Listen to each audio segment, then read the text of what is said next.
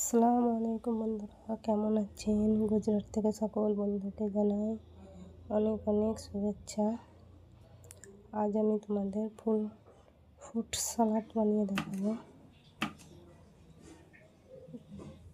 তার জন্য প্রথমে আমি ভালো করে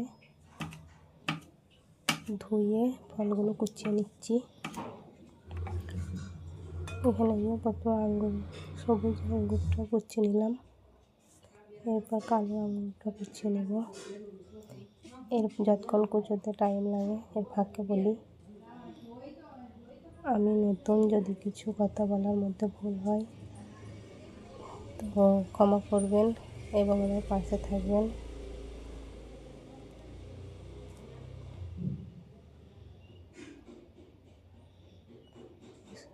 শবে বরাতের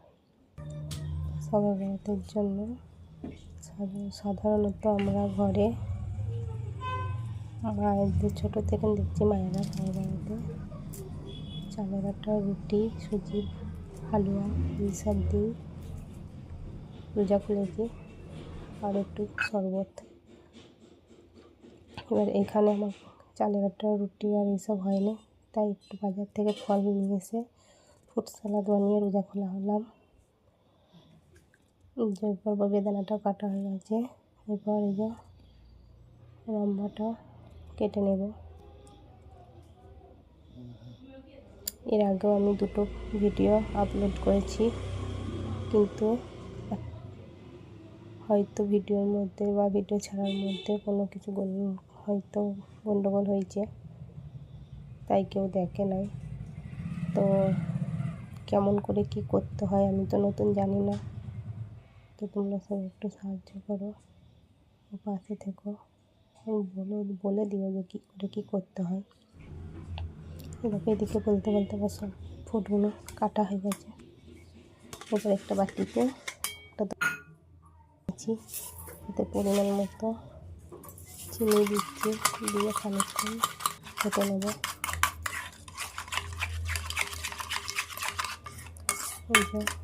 যতক্ষণ না চিনির দানাগুলো গলে যায় ততক্ষণ একটু ফেটে নিব। দেখুন ফাটা হয়ে গেছে। এবার সব ফলগুলো দিয়ে একটু ভালো করে নেড়ে নেব। প্রথম তো ওই জন্য বিশাল ভয় লাগছে।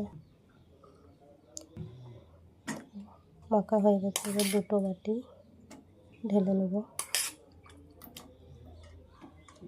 দুটো বাটি বলতে একটা আমি আর একটা আমার ছেলে মেয়ে আছে ছোট, তাদের জন্য। দেখো হয়ে গেছে, দিয়ে উপর থেকে আর একটু দই দিয়ে দিলাম, দিয়ে ভালো করে মেখে দেবো। দিয়ে এবার উপর থেকে একটু ফল কুচি দিয়ে সাজিয়ে নিচ্ছি। প্রথমে বেদানা দিচ্ছি, তোমরা যেমন ফল খাও তেমনভাবে সাজিয়ে নিতে পারো। দিয়ে এবার লম্বাগুলো চারদিকে সাজিয়ে নিচ্ছি।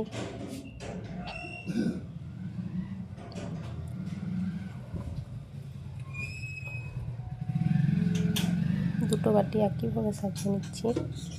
এরপর একটা করে আঙ্গুর মিশিয়ে দিচ্ছি।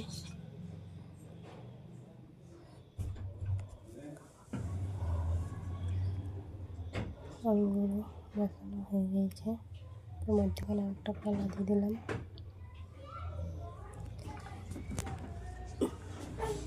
দিয়ে কলার উপরে আবার দুটো বেদানা কুচি দিয়ে দিলাম। দেখো তৈরি ফ্রুট সালাদ।